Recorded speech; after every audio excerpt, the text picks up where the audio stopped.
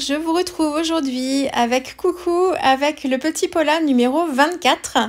Alors le thème pour cette journée c'est les signes astrologiques. Et alors moi dans la petite série des poupettes j'avais choisi juste cette petite sirène là pour le motif de la sirène, donc c'est le signe du poisson. Et bah du coup, j'avais envie de scraper. De toute façon, j'en ai qu'une, mais après, j'aurais pu trouver d'autres idées avec d'autres poupettes et leur trouver un signe astrologique. Mais là, du coup, ça tombe plutôt bien. Donc, je vais utiliser juste cette planche de tampon là. Je vais pas du tout utiliser de pochoir ou de masque. Et puis, j'ai pas repioché dans mes fonds gel presse. Là, je vais faire mon fond avec mes Magical. Ça fait longtemps que je les ai pas utilisés. Je les ai utilisés au tout début parce que le premier challenge que j'ai fait, je les avais pas fait dans l'ordre et c'était celui avec les flamants roses. Donc avec les oiseaux, donc j'avais utilisé une petite poudre avec des masques, mais depuis je les ai pas du tout sortis.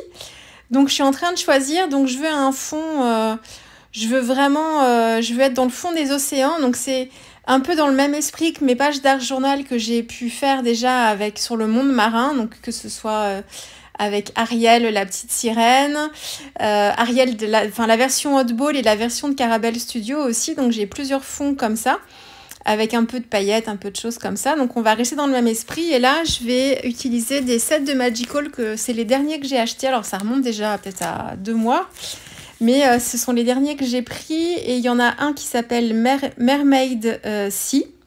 On est dans le thème. Hein. Donc j'ai utilisé la Sea Mint Green et la Azure Sea Asters. Et puis un autre bleu aussi un petit peu plus pétant. C'est dans le set Prairie Wild et c'est une poudre flat. Donc il n'y a pas du tout, elle brille pas du tout. Et j'ai utilisé la Bachelor Button Blue. Voilà, que ce soit la Bachelor Button ou la Azure Sea Aster, ce sont que des pigments bleus dedans. Il n'y a pas du tout, il n'y a pas d'autres couleurs qui la composent. Donc quand on dépose la poudre et qu'on pchite de l'eau ensuite, on n'a pas 36 couleurs. On n'a vraiment que des pigments bleus. Et la Sea Mint Green, du coup, c'est un joli vert avec des... Alors, je regarde les paillettes, elles sont pas dorées, elles sont vertes-bleues un petit peu. Voilà, donc ça c'est pour mon fond. Alors j'en ai fait 2 parce que en fait je me suis servi des carrés en fait. On m'a demandé comment je réalisais mes polas. Alors dans la toute première vidéo, j'ai dû vous montrer comment je faisais, mais j'ai plusieurs méthodes. Soit j'évide avec le cutter au centre, enfin au centre, pas au centre d'ailleurs, mais j'évide mon carré avec le cutter. Ou alors j'ai un die en fait carré qui fait presque la taille, alors ça fait 7,9, mon carré je pense qu'il doit faire à peu près cette taille là, et du coup une fois que j'ai découpé mon pola, j'évide le carré avec mon die, et du coup j'ai plein de chutes de carrés comme ça de papier, donc sur lesquels j'ai fait mes tamponnages, et là je m'en sers pour travailler mon fond, et je vais revenir coller en fait mon carré dans mon pola. Donc et du coup j'aurai pas de démarcation, enfin j'aurai une démarcation mais je n'aurai pas de différence d'épaisseur entre le cadre de mon pola et mon fond de pola. Ce sera à peu près ce sera de la même vous voyez ce que je veux dire, enfin bref quoi, ce sera d'écart. Donc voilà pour le fond, et j'ai travaillé un petit peu avec des feuilles d'or aussi. Donc les feuilles d'or, je veux vraiment que ce soit par petites touches. Donc je suis venue avec ma Tacky Glue, c'est pas forcément la colle la plus adaptée, mais on s'en fiche un peu parce qu'elle est assez épaisse et du coup voilà, faut en mettre un peu, mais en fait ce qu'il faut, c'est quand vous déposez vos feuilles d'or, il faut pas que votre colle soit il faut éviter le trop plein d'humidité en fait, donc n'hésitez pas soit à en mettre très très peu ou alors à assécher un petit peu. Moi j'assèche un peu avec le doigt ou avec un pinceau, je frotte un petit peu pour que voilà, on ait moins d'humidité possible, pour que la feuille d'or ne soit pas mâchouillée par l'eau en fait, par l'humidité. Donc ça fonctionne comme ça. De toute façon, vous allez vous en rendre compte si vous mettez vos feuilles d'or sur de la colle en fait qui est trop épaisse ou qui n'a pas eu le temps encore un peu de sécher. Vous allez voir que la feuille d'or, elle va pas rester bien plate. Ça va faire un peu de la bouillie. Donc vous vous en rendrez compte très très vite. Donc pour éviter ça, il faut vraiment assécher. Alors moi je le fais avec le doigt quelquefois, mais après quand j'applique mes feuilles d'or, j'en ai plein les doigts. C'est pas un problème, ça se lave, hein, mais autrement avec un pinceau. Enfin voilà, il y a plusieurs méthodes. Donc voilà pour le fond, je le laisse comme ça et puis je vais y revenir un tout petit peu après. Mais là je m'attaque vraiment, je me concentre vraiment sur la colorisation de la sirène. Alors là, depuis plusieurs polas, je ne me sers que de mes crayons Polychromos. Je suis conquise vraiment par ces crayons. Alors, Polychromos ou j'ai les Prismacolor aussi. Je vous ai déjà dit, j'ai une grosse boîte. Par contre, vu que ici en France, vous m'avez dit certaines qu'on pouvait les avoir à l'unité, mais en France, c'est compliqué de les avoir comme ça. Donc, comme je sais que je peux pas... mettons, si j'arrive au bout d'un crayon, je peux pas me racheter juste cette couleur-là et du coup, il va me manquer des crayons à la fin et ça me bloque psychologiquement. Alors, c'est idiot parce que c'est toujours mieux de les utiliser que de les laisser dans leur boîte. Hein. Mais du coup, je m'entraîne avec les polychromos et parce que les polychromos, on peut les racheter à l'unité sans problème. Donc voilà, donc je me fais la main dessus et franchement...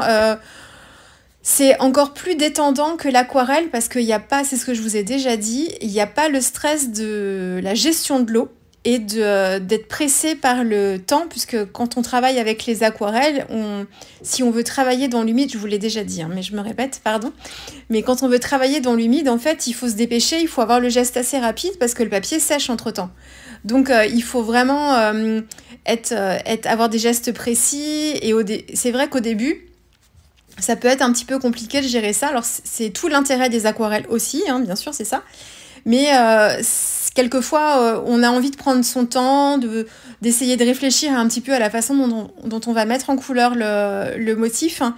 Et du coup, avec les aquarelles, eh ben voilà, on n'a pas trop le temps de réfléchir, il faut quand même se dépêcher. Alors que là, avec les crayons de couleur, comme on travaille à sec, de toute façon, on a largement le temps, enfin, on a tout le temps qu'on veut pour les travailler.